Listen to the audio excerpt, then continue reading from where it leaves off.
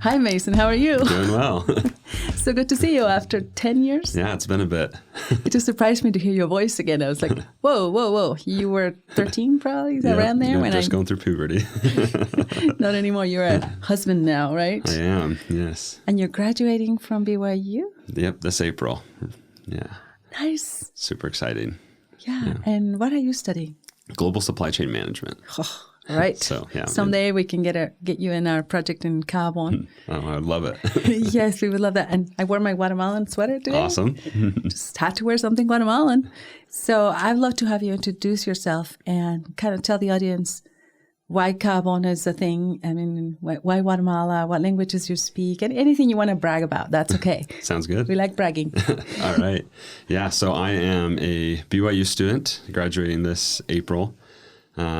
Switched majors a few times, but now I'm in supply chain and I'm absolutely loving it.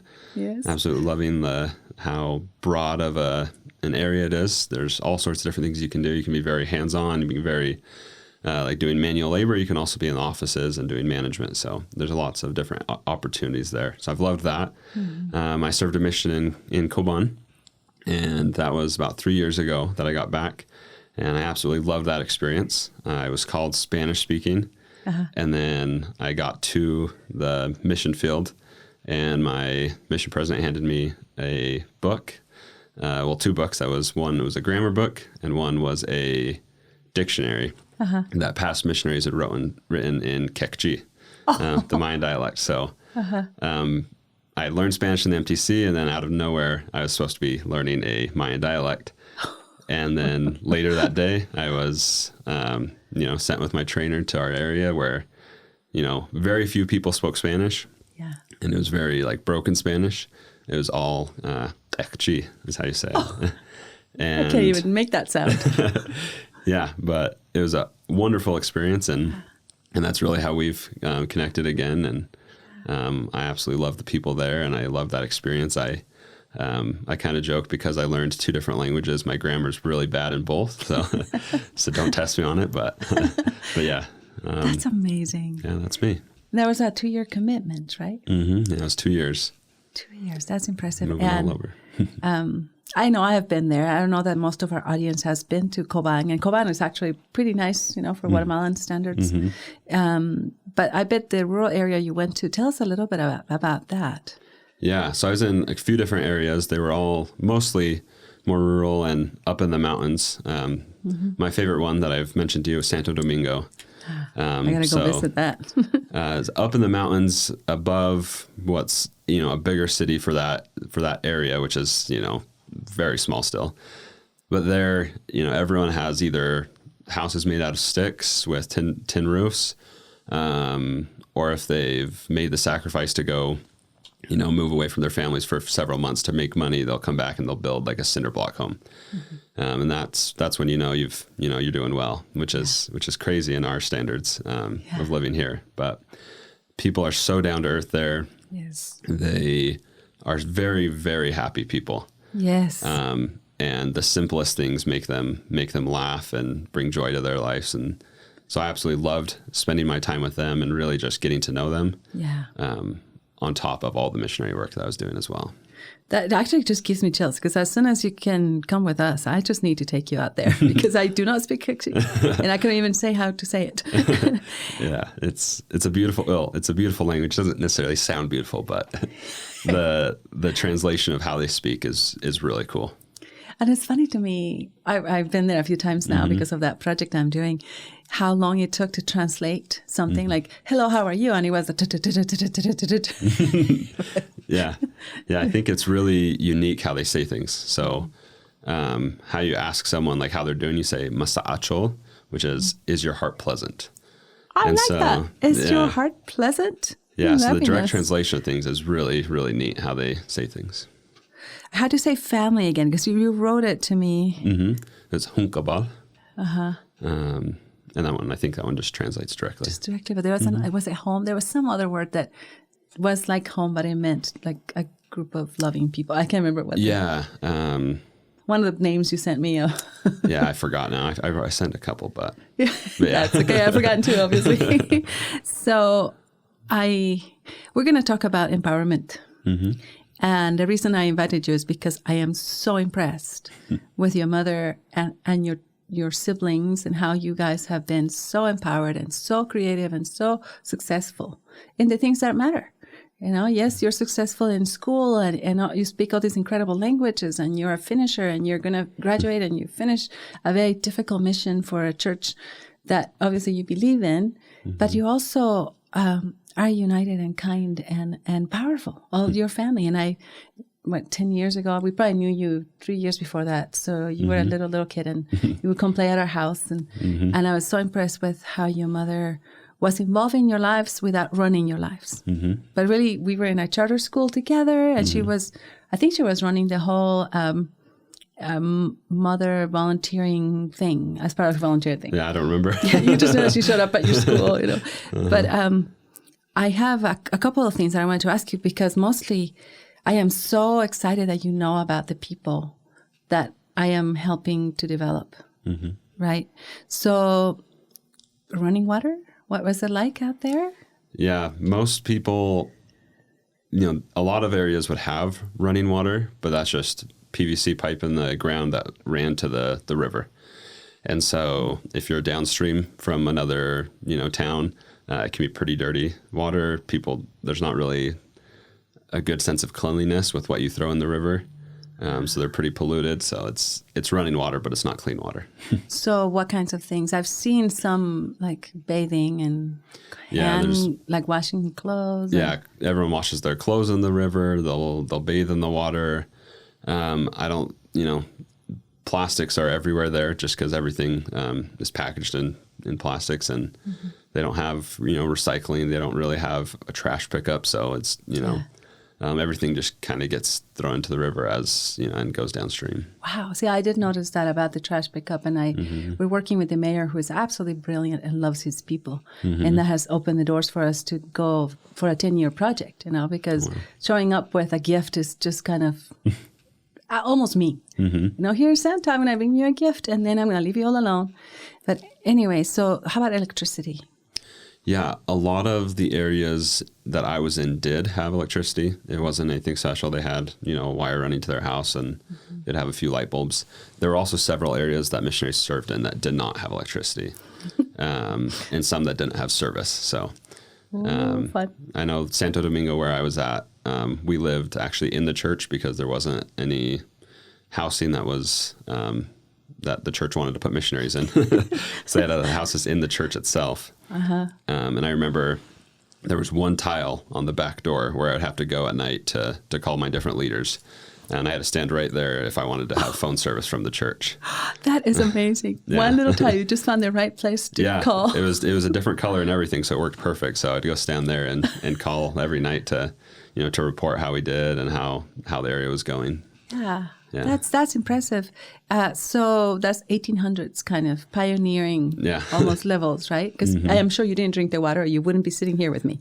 Yeah. So there were times that we did because they would give us, drinks that had things like in it that you couldn't really filter. Yeah. Just because they don't really drink just water there. They always have something in it. And I actually have a story about that. One time someone asked us for water when they were at the church and they were by like where our room was. Yeah. So they just asked for a glass of water. So I got him some water and he said, in Kikchi, like, where's the face of the water? Like, where's the meat of it? And I was like, well, we just drink the water. I knew what he meant. Yeah. And I was like, well, we have oatmeal. And so he's like, oh yeah, that's fine. So you just put some oats in his water and drink it like that, just because they don't drink water. Yeah. It probably tastes disgusting with all the laundry. Yeah. So they put something in it, but the traditional is actually tortilla dough in the water and they boil it. Oh yeah. It's called temha. So. Oh, atol de elote. So that's different. That's just like the actual corn. Masa. Yeah, that's almost like a really nice drink. Yes. But temha is just the tortilla dough boiled in, and then it's usually served hot. So with salt. Maybe, I don't know. I have my limits. I've had to taste that before. Yeah. So I don't know if you knew this, but we just barely took 5,000 filters to the community that we're serving, and it was a miracle that even was a possibility. My organization is called Sustainable Families. Okay. And we do not bring gifts to people. We just intentionally don't do that because it doesn't always help. And sometimes it damages more than anything else because it lets people feel like, oh, I can't do it by myself, bring me something. And then it becomes an expectation and an unmeetable expectation, unmeetable. But this time, do you know how the hurricane just happened out there? And the Cabon River, which is, you probably are familiar with that goes through Cabon and everything, flooded Cabon. Also, Cabon is about 3 hours from Cabon, which would be probably like 30 minutes if you had a real road. Oh, yeah. You get that? It'd be close. I'm not trying to be insulting or derogatory about the infrastructure. I'm just that it's not there. That's definitely not there. So it takes us a lot of driving through mud and holes and stuff, but it's worth it. So anyway, so we were able to find that. And actually, I'm going in a week and a half. Oh, awesome. To take those filters to the people. It took that long for them to get through the border, mostly because things don't get through the border. We were one of the first and only that were able to get things through the border, just a chain of miracles. But we believe, that with dirty water, you just can't develop, especially the children. But the reason that we were able to do that and had to do it is because the river muddied their water even more. They were literally drinking mud. So we're so grateful. We had a few organizations that helped out. A lot of people donated a little bit of here and there, and we were able to achieve that. It's an invitation for you to come with us someday. Oh, I would absolutely love it. We would love to have you. How about their work ethic? Tell me about that. Oh, it's amazing. They work all day, every day. And they, they're, because there's not a super stable economy, they really work to feed their families. Most of them aren't going off to different jobs. Sometimes, their kids will, but typically they, will wake up in the morning super early and they'll go out to their fields and they'll be planting or they'll be harvesting or they'll be just cleaning their fields up. Maybe they'll be going to sell their crops. But most of their lives is around just, growing their stuff to eat and to have enough to sell to buy the other things that they need. Right. So that's all they do is work. Full-time job just to feed your family. Yeah. And we take it very for granted. So it was fascinating. One of my classes at BYU right now is anthropology. It's just part of my major.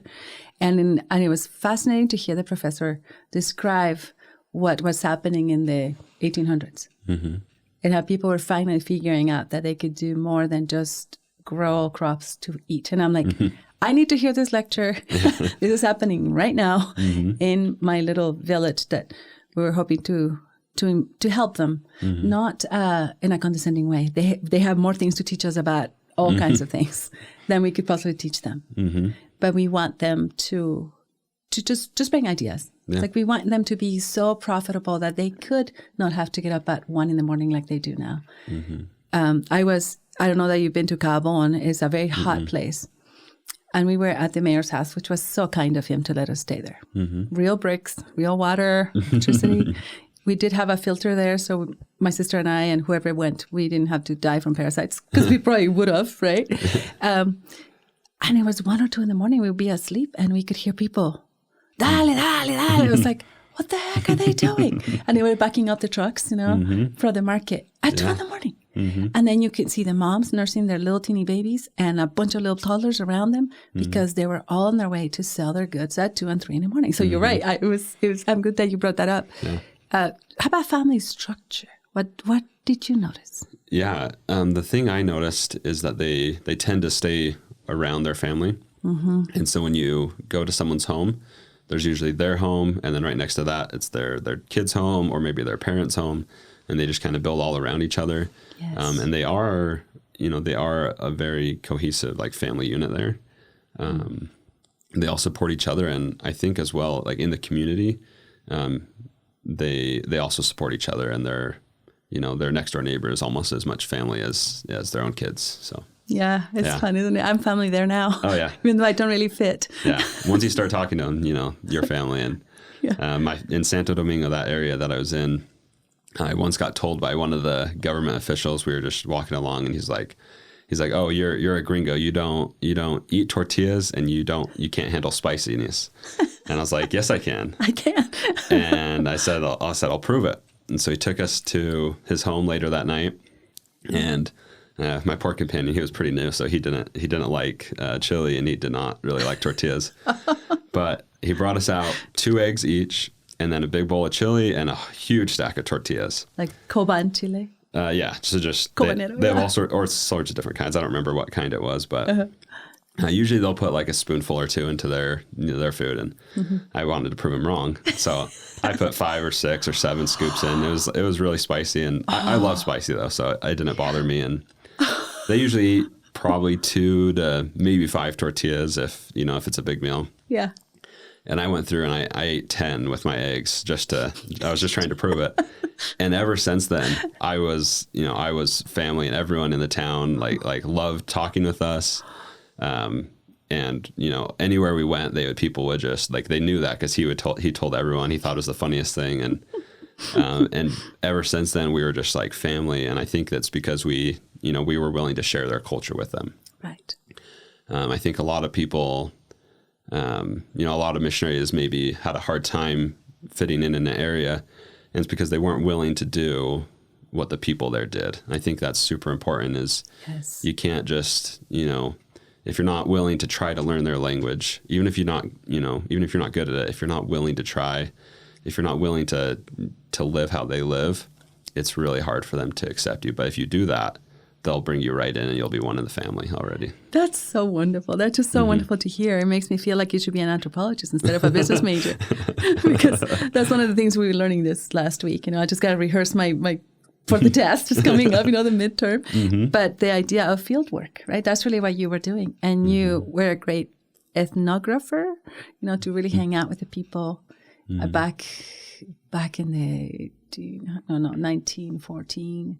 One of the anthropologists that changed history had to do with that. It was a Polish man, and he was willing to live with the people, eat what they ate, and it just changes everything, doesn't it? Oh, yeah. Feeling accepted and loved by them, and they feel that in return.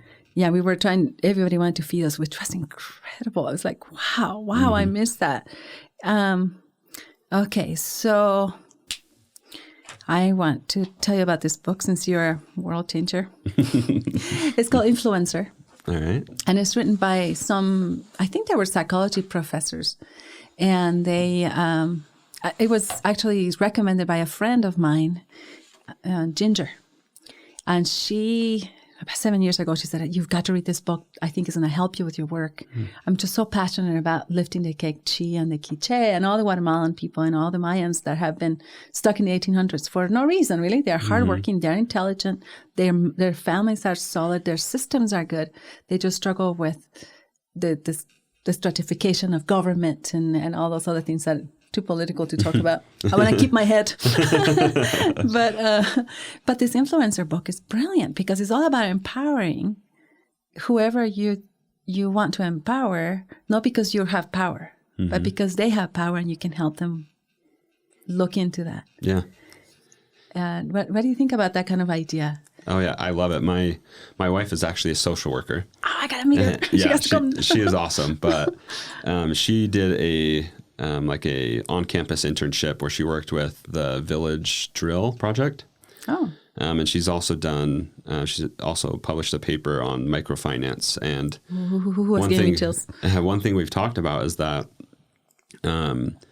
people really, even in these circumstances, they're just like a few dollars away from being able to go from just sustaining themselves to thriving. And if you go in and if you give them that, that capital and you help them, use that capital well, it doesn't take a whole lot. They're able to boost themselves out. They have what it takes. They just don't have access to capital. Yes. And so if you're able to give them a sustainable, if you're able to find a sustainable method to provide capital for people that don't have access to it, they really do have what it takes to boost themselves out, and they can work wonders with just a little bit. It doesn't take much. It changes the idea of development because there are so many organizations that go from the top down, saying, we're smarter, we're more advanced, here we are. And sometimes it's just cash. But it has never worked because the people haven't felt that they can do it themselves. But the idea of combining the cash plus training, right? And ideas, really, that's sometimes like have you thought of selling this chili? Mm-hmm. I was just having that conversation with somebody that was kind enough to drive us around. Mm-hmm. And he's like, yeah. And I said, this will sell incredibly well Mm-hmm. outside of Cobán Mm-hmm. and Cabón. And it already sells there, but there's such a bigger market. Mm-hmm. I'll bring you some. It's really good. Awesome. I love it. It's like a paste. I mean, did you try the paste? It's like toasted and smoked and I probably have, yeah. I tried all sorts of different kinds. So one of the things that the authors talk about in this influencer book is that all problems are solvable. Mm-hmm. But you have to get to the core of the problem and understand the vital behaviors that would change the problem around. Mm-hmm. So I think at the end of the day, it's about getting things done and behaving on the path that would get you to where you need to go. Does that make sense? But if you don't know what that path looks like, or if you don't know what the goal is, what behaviors are you going to change? So why do you think that in your supply chain, or in business school, BYU has a brilliant business school. So tell me, how do you see that being a reality, like the influencer idea? Yeah, I think we all have learned behaviors. And I was just reading a quote that said something like, the first 30 years of your life are developing your habits, and then the next 30 years of your life is determined by your habits.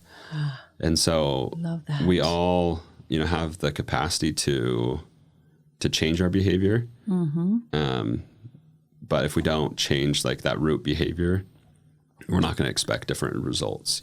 Our results are going to be the same. And just like, someone who struggles with money, if, they all of a sudden get a job that's paying them 10 times more, they're not going to just be rich now. They're going to spend it just like they were before. Right. And so you have to be able to manage your behaviors now so that when you get, access to, more capital or more, or whatever you're searching for, you have to be able to manage it in your current state, or else you're not going to be able to expand upon it. That is brilliant. That's something that I think we forget. So that brings us right back. It's a great leeway to what we were talking. What I would love to have you talk about, the idea that your mother took the time, and she was a full-time mother. I mean, she's so dedicated and wonderful and so intelligent. And your father, of course, but he was providing for the family to make sure she could be home. And she took the time to get those habits into you. So tell me stories about your growing up. It was so fun to watch you guys just be so good. Thank you. Yeah, my mom and my dad both together, they did a lot of specific things to raise us. I can remember, my mom was always the one at home growing up. And the things that stuck out to me most that I learned from her was hard work, first off. I always had to earn what I wanted. Nice. So we didn't have like any rule about, how old you had to be to have a phone or anything like that. But if you wanted a phone, you had to pay for the phone. And so when I was 15, I got a job, and I first started digging trenches with my uncle. He needed help, so he would pay me a little bit. Me and Colin would go and dig trenches with him. Okay. And then that only lasted for a little bit. And then he knew I wanted a job, so he reached out to a farmer that was like right by our house and asked if he wanted someone to help move pipe. So that's a hard job. You go out super early in the morning, you lift the metal pipe, you move them 20, 30 feet, and you go get the next one. You do that over and over and over. It was not fun, but that's what I had to do to get a phone, and that's what I wanted. Wow. At the time. You did not leave that around or break it or anything, right? After that work. Yeah. Wow. And so that is something that I learned at home, with chores, with having to mow the lawn. Those things were always just expected. There wasn't, we weren't given an allowance, we weren't incentivized to do them. We were just told that that was our responsibility. And at the time, I obviously didn't like that as much, but looking back on it now, it's made me very independent. I've realized when I want something, I don't go looking for someone to give it to me or looking for like an easy way out. I, go and put in the work to get what I want. Definition of empowerment, right? You have the power to get this done. And I think that's helped with not just being independent, but knowing like what I can achieve. I think there's been many times in my life that I've wanted something that's a little bit loftier than just a cell phone. Yeah. And so it takes a lot more work, but in my mind, if there's something that I want to do, then I go out and find a way to do it, rather than just saying, that's too hard or that's too difficult. I've got to figure out how I can do it. So it gave you confidence. Mm-hmm. So all those chores from the time you were a little kid, doing dishes, whatever you needed to do, and then the bigger jobs and wanting something that you were motivated to get, like a phone, Mm-hmm. just got you the empowerment. I think also the idea that you own your stuff, that you took care of it, Mm-hmm. and they give you the confidence that you can do that as an adult. Mm-hmm. And I think it prepared you for that mission we talked about in the beginning of the show. Absolutely. Moving pipe is tough. I've seen that. And you wouldn't have been able to make it up and down those hills in sweaty shirt and everything we talked about in the beginning, Mm-hmm. Wow, that's beautiful. What else? So hard work, right? Mm-hmm. And what else do you think? How about your education? What did you do about education? Because you're highly educated and you're almost ready to graduate at the school, right? College. And I don't even remember like a specific scenario when education was so emphasized, but I always just knew that was an expectation, is that I would do, the best I could to get educated so that I could achieve my future goals. I feel like as a kid, I always was trying to, there was a time when I wasn't trying to get good grades. And my mom always told me, she's like, you're not just going to be able to flip it on when your grades matter in high school. And I was a little bit defiant. And I told her, I'm like, oh yeah, I'll be able to flip it on whenever I want. And so there was a time when I didn't really care, but then I always knew that, come ninth grade, my grades mattered and I needed to get good grades. And so that's what I did. When time came, I knew that was expected. And so I did it. And I don't feel like there was a ton of pressure. I don't think my mom was always trying to push me into the most advanced class or into this class.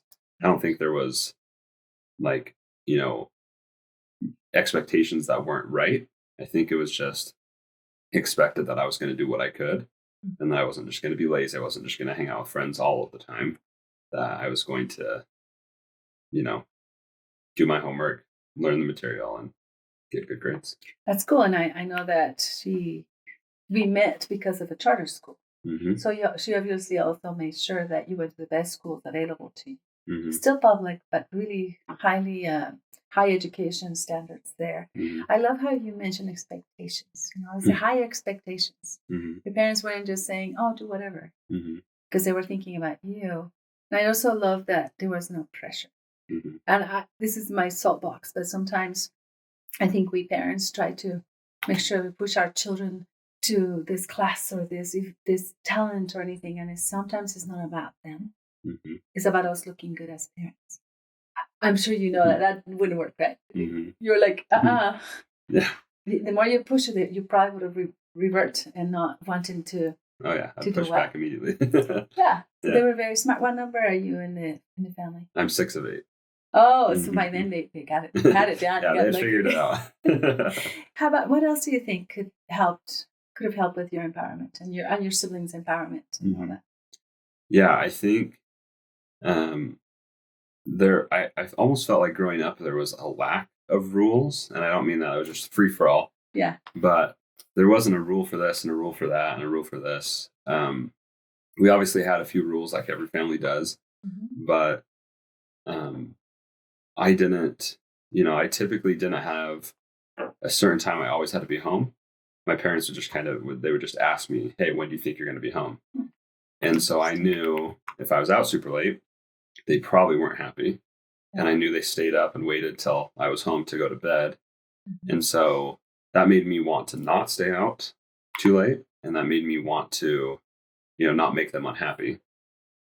But there wasn't hey, you were 15 minutes late, you're grounded for the next week. And obviously there's, every family's going to have different rules, and that's perfectly fine. But for me, that worked really well because I felt like I was motivated to do what they wanted, not because there was a rule that I had to abide by, but because I wanted them, I didn't want them frustrated with me. I didn't want them upset with me because I knew if that happened, then I probably wouldn't be allowed to go out the next night or the next time. Right. So I love that. So it wasn't punishment and rules, and they weren't enumerated, because I think we enumerate everything, and then a clever kid would say, "Oh, this is not in the rules. What can I can break that? Here's a little loophole." But also, I love the idea of consequences. So really, they were working on choice and consequence, and I think that's probably at the core of the success of your family. It's not like I know you intimately, and all of you, but I've seen the results of this wonderful family, and the idea that you are here to learn how to choose. You're not here in this house so we can look good to the society because our children are so perfect, right? Because that breaks the mother, that breaks the children, and it becomes a big contentious thing. I was thinking too, I feel like you guys have a lot of love and connection. How did they accomplish that? Because you all want to get together all the time. I see pictures on Facebook and stuff, and you want to be together. Yeah, that's actually an interesting one. I know I always saw like all my friends and their parents always saying I love you all the time, right? And I don't remember many times when I told my parents I love you, but that was always there. I always knew they loved me and I always loved them. But I think everyone has a different way of communicating that. And I don't know how my parents did it, but I feel like there was always like everyone in my family has always liked getting together. We've always valued that family time. And for me, as like one of the younger kids, I always remember my older siblings coming home from college or coming home with their spouse. And when we knew they were coming home, that was the time we were always wanted to be home so that we could play games or hang out or talk. And that's just been something we've always done. If my brother's been at college for a few months and he's coming home, like I was never told like have to be home, but we all wanted to be home and we were all home when he came home. Wow. So. Can you imagine a society where people just wanted to do well, and wanted to be friendly and wanted to get good grades? And I think that's really beautiful because it allows people to have their agency. And obviously you like each other. Obviously you want it to be there, and that's really beautiful. Any other tips you can give us? I can't wait to see how you raise your children. Yeah, that's hard. Yeah, my wife and I have talked several times about different rules our parents had and like which ones we want, and it can't even really start before you have kids. So yeah. It's okay. It's good to have an idea, and then you can test it out on them. Absolutely. But I really like the idea of not having very many rules. I actually kind of caught on to that concept with my second mission president. When he came into the field, he asked us for all of the current rules that we had that we didn't think we should have anymore. It was interesting. Under my first mission president, we weren't allowed to drink cola sodas. So we were allowed to drink like Sprite or 7-Up or something. But it's a very specific rule. Yeah. And none of us liked the rule. We all wanted to drink soda. But he came in and he said that in his training, the mission president training, they told them to have as few rules as possible. So they said, have rules when it's needed, but don't just have several rules, because the more rules there are, the more people want to push back. Yes. And so if you're able to, manage a company, manage a family, or whatever organization, if you're able to have fewer rules and still have that cohesiveness and have the results that you want, that's always going to be the optimal solution. Wow. And so kind of pairing that with, I look back on, economic incentives. People do things because there's an incentive one way or another. And almost all laws and almost all rules are going to have some kind of incentive for good or for bad. And so you just have to really look at what you're incentivizing when you make a rule and make sure that you're not incentivizing people to do something other than what you're intending. And it's very hard to do. I like that. So this is a whole discussion, even a political discussion. Imagine to be able to have, people want self-preservation. Remember that American Heritage class at BYU? It was fun. I'm sure you had to take it. I actually didn't. Yeah. How did you avoid it? That was a tough class. So I took AP Government in high school, and then I did Econ in college, and those two combined get you out of it. That's not fair. It was an amazing class, but more reading and writing that I was ready for. Oh, yeah, and it's a freshman class, right? Mm-hmm. So, but it talks about really self-preservation. Mm-hmm. People are, they don't mind having a government mm-hmm. if the government doesn't oppress them and make them like slaves. No. Mm-hmm. But I like the idea of also having your parents do a lot of incentivizing without coercion. Mm-hmm. I think sometimes people use rewards and punishments, but it doesn't look like they were saying that. It's like, if you behave and you get good grades and you look good for me, I'll give you this phone. And if you don't behave, then I'll take it away. Mm-hmm. Right? It wasn't that. Mm-hmm. You want a phone? Great. Here's some jobs. Mm-hmm. Beautiful. That is just really beautiful. Thank you. Anything else you can think of? Yeah, I think along with that, one that comes to mind with different incentives, a lot of parents they almost make, this is a simple one, but like eating vegetables a punishment. Yes. So as a kid, it's like, you can't get up until you've eaten those 4 carrots or whatever. And my wife and I talk about this and lots of other things, but that makes the kid not want to eat the vegetables, right. And then it makes them not want to eat healthy. Yeah. And so there's things like that with everything that we do, especially in the family. So whenever whenever you're going to give a consequence for something, you have to make sure you know what that's incentivizing. And I think, that's where a lot of rules, end up doing more harm than good, is because they incentivize things that they didn't intend. And so I think as long as they're, you think before you make a rule, or you think before you give a consequence, and make sure you know what the incentive is. I think that's very important. Yeah, because they reinforce something. And there's a lot of psychological studies on that. What are you reinforcing? Mm-hmm. It's like the salivation, the Pavlov experiment, Mm-hmm. You did have to take that class somehow, right? It sounds familiar. I'm guessing it did. But I just think it's so great that you actually got into the business school, and that program is mm-hmm. very competitive. Mm-hmm. I have some friends that I went to Oxford with. I think I mentioned that to you earlier. It's a difficult one. Mm-hmm. So obviously, mm-hmm. whatever your parents did worked. It definitely did. Yeah. So I know you gotta get back to school. I gotta get back to my school. But what would be your parting thoughts? You had something I could quote. I think I've said it over and over recently, just barely, but my thought when it comes to empowerment and to raising kids is, raise with love, don't restrict, and then align your incentives. Make sure that your incentives are aligned with your kids' incentives. And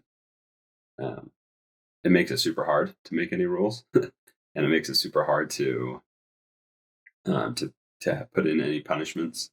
Because there's always a way you're going to incentivize something else. But if you really think them out and don't just do it based on a gut instinct, I think you're going to be a lot more successful. And I saw that with my parents. There was never just there were probably times that there was like a rash, punishment or something. But for the most part, I felt that the consequences that they gave us were justified, and they gave us, they incentivized us to behave better. And they incentivized us to want to behave better and to want to do the good things. I think that is key. Should get your dad and mom to run for president together. Wouldn't that be something wonderful to have That's mm-hmm. beautiful. So I know we're ending this show, but I think it would be interesting to think about the idea of values and standards versus enumerated rules. You had very strong values and very specific standards. There was no question mm-hmm. that you could go off drinking and sleeping around. And mm-hmm. So you already had that foundation of this is what our family is like. Mm-hmm. We don't do drugs. We don't, do you know what I mean? Exactly. I think sometimes people think just allowing the child to choose whatever. Mm-hmm. In the sense of things that won't hurt you. Mm-hmm. That makes sense. Come home late if you need to, get a bad grade if you feel like that's okay. Mm-hmm. Not having a fun because you don't have the money. Do you know what I mean? Mm-hmm. So do you have any thoughts on that? What is it? How do they instill values and standards, because you all have kept those values and standards, even though it seems like it was a loose kind of rule, not overruled.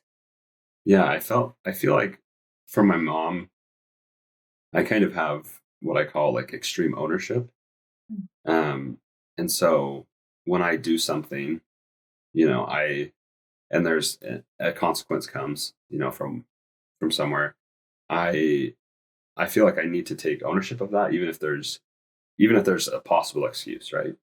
If I'm late to work and I say, oh, the traffic was really bad, that's putting it on someone else. But I could say, hey, I didn't leave early enough. Love it. And I feel like my mom's always been like that. And it's hard for me to make excuses now, because I know there's probably something I could have done. Even in some extreme cases where there's probably not something you could have done.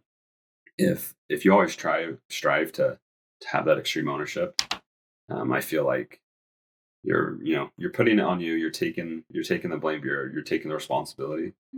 And I think that that's key. Takes away the victim. Mm-hmm. Okay. I keep saying this is the last question, but I'm just so fascinated, because I wish I could have just been in your window watching how you guys got raised, because you were great. But here's another thing. I know that in your culture, in our culture here, we do a lot of formal teaching of children. Did you guys meet once a week or once a month? How did you get to know about your values and the Christian values also that you hold? How did you learn that? Did you go to church? What did you do? What was the other things that were specific and programming? Yeah. So we always went to church. And is that how often did you go? Every week. Every week. So like a Sunday meeting, a few hours. Yep. Growing up, it was always 3 hours going to church. Now it's 2, but it was every week we'd go to church. We always went to whatever they call it, mutual or young men's, young women's, which that was expected then from the family. Yeah. I mean, what did they do? What did they do in that meeting? All sorts of different stuff. There was, a mix between some religious learning. There was mix between just activities, mixed with scouting, all those things my parents expect us to go to. And I never, like I said before, I never felt like there was, you go to this or else this happens. Yeah. Just an expectation. I just knew that that's where I was supposed to be. And so I would go. The same thing with church, I could have easily just said, hey, I'm not feeling well, I'm not going to go. And my mom would have said, okay. But I just knew that that's where I was expected to be. Yeah. And, eventually that grows into that's where I want to be. Age group kind of thing, like on Wednesdays or Tuesdays, whatever during the week, right? Okay. And then anything at home? Do you have any teachings? Yeah, we always had family home evenings. So we'd meet Monday nights. We weren't always the greatest at doing it, but when we would remember, we'd meet Monday night as a family and go over some principle where we'd, all learn together, usually read scriptures together. There'd also usually be an activity together. So he bonded you and he taught you at the same time. And it was very spotty, but, for the most part, I know my parents always tried to have scripture reading as a family before everyone would go to school.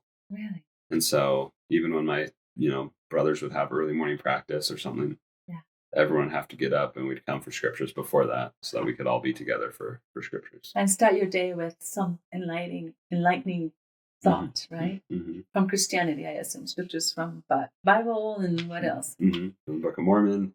And I think the key there was that we were, learning those religious and moral values and principles, but we were also meeting together as a family to do that.